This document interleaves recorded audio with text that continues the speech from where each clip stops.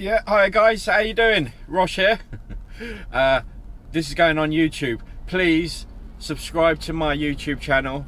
I know it's not the most exciting thing in the whole world, but please subscribe to it and press the little bell thing so you'll be notified every time I release another very exciting video. Right, anyway, back to business. Right, a couple of people have asked me, am I back in the taxi? Well, yes, I am, as you can probably see from the background. But you can't see what's going on in front of me, but I'm on the A40 near Hanger Lane. So, yes, I am back in the taxi. What happened was, I was filling in for someone, driving the trucks. He went away to Poland for a month. So, I was sort of secretly hoping that he wouldn't come back and I would prolong my employment with my old boss, driving around Sicily and Italy. I hope you enjoyed my little videos. I really love doing them, and I really love that sort of work. I'm not exactly match fit, I must admit, but it was great fun.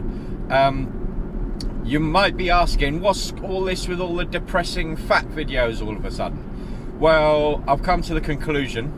Well, I came to the conclusion quite a long time ago that I'm a fat slob. There's no brushing over it or sugarcoating it or seeing it or saying it any other way. I'm morbidly obese. I'm 51 years old. Well, actually 50 because I wasn't counting this year. But anyway, I'm 51 years old. I'm going under the Hanger Lane underpass. That's why you probably can't see me at the moment.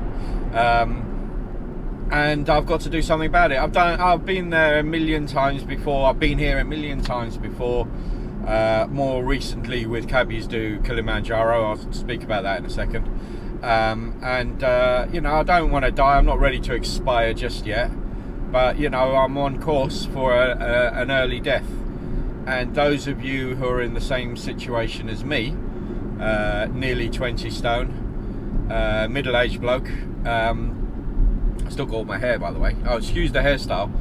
I'm waiting for the hairdresser and the barbers to open. All right, next week I'll get a haircut. Yeah, those of you who are in the same situation as me, let's do something about it. Come on, how many times have talking about myself? I have said it. You can ask my friends who I'm close to. You know, they've all given up on me. They've all said, "Oh yeah, right. Rosh is on another losing weight thing." Yeah, all right. We'll see him back here in a month, as fat as he always has been. But now this has got to change. It's definitely got to change. I can't go on the way I'm going on now. It's ridiculous. So things are going to change, and that's the reason why I initially started this YouTube channel. Because Twitter's fantastic. I love a bit of Twitter, as you probably know. But you're very limited to what you can put, the content you can put out on Twitter.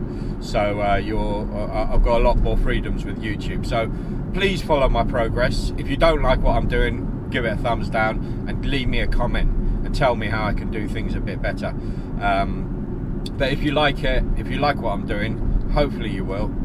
And if you feel like you might be in the same situation as me, let's just do it. You know, not everyone wants to broadcast their whole life out on social media, but you know, I'm a bit of a boring git. There's not a lot else going on in my life, so I might as well do it this way.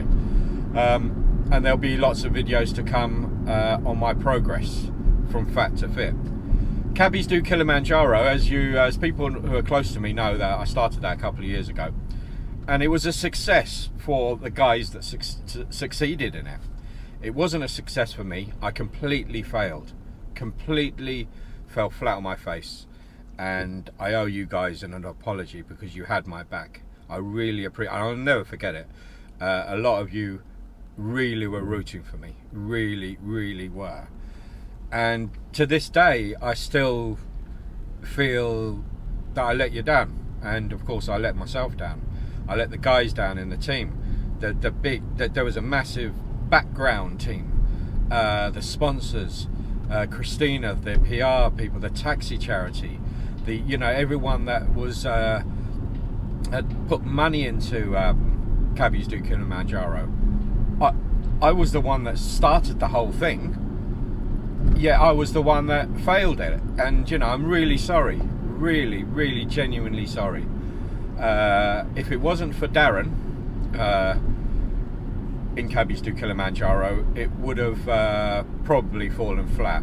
Luckily for me, and luckily for Team Cabbies Do Kili, Darren was there to take the whole project forward, and he done it magnificently. You know, I speak to Darren now and then, and for me it's unfinished business, so you know, watch this space. I know the guys are going over again, I believe in January or next year at some stage anyway, and I'll be shouting from the rooftops for them. I really will. And I hope, you know, I don't want to jump the gun, because that's been my problem all along, running before I can walk.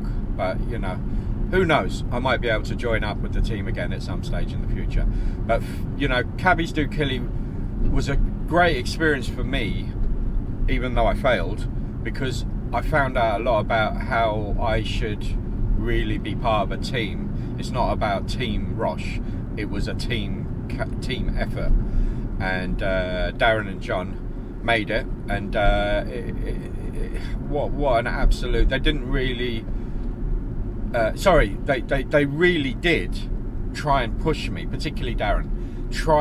He done everything he could to grab me by the ear and say, come on Rosh, this is what you got to do it like this, put a bit of effort into it. And I didn't, you know, I was very lazy, and it became apparent, and I got found out very quickly, and it was a complete, on my part, a complete and utter failure. You know, I remember the days, in the early days of Cabbies Do Kili, trying to go out and find some sponsors and generate a bit of interest, and I was quite good at doing that. And you know, I remember sitting in Ubiquitous's offices in the West End, and they were really for, you know, they were really for what I was telling them. There's this fat bloke sitting in front of them, and he's saying he wants to lose weight and get fit and climb Kilimanjaro. It's great, it's brilliant. And all the sponsors were so positive, and all of them, there were many sponsors, Ubiquitous was one of many, and all of them were just as keen as I was, and as the other guys were, at getting this project done. And I sold everyone a lie. That's how I feel. I sold everyone a lie. You know, there was this bloke giving it all big, giving it the big one. Oh, he's going to lose weight. He's a fat fella. He's a cabbie. He's a middle-aged bloke. He doesn't want to die of stroke and heart attack. And he sat in front of us, and he's saying he's going to do something about it. And the ultimate goal was to climb one of the highest mountains in the world. It's fantastic. You could sell that to anyone and they will go for it. But in my case, I sold them that, but I sold them a lie, because, you know, I didn't do it. I failed completely. But anyway, this is not a feel sorry for me broadcast or anything like that. It really isn't. I'm just sort of setting a picture on where I am today and what I'm going to do about it. So right, I've waffled on a bit more than I thought I should. Please subscribe to my channel, and please follow my progress. And any advice, obviously, is always welcome. I'm not a know-it-all at all. In fact, I know absolutely sweet FA. But I am a bit more experienced today than I was a couple of years ago in what I need to do and how I need to pull my finger out of my backside. So anyway, you guys take care of yourself. Have a great day. I hope you're all well. Today's news about being in tier 2, for me, I think is fantastic news. It's going to breathe a little bit of life back into our fantastic trade, and it's onwards and upwards from here. I think we're on the road to recovery now, and hopefully we'll have I won't say a bumper Christmas, but we'll have some kind of Christmas, which is a lot more than other people. So anyway, thanks for watching. Take care, and I will speak to you all soon. Look out for those videos.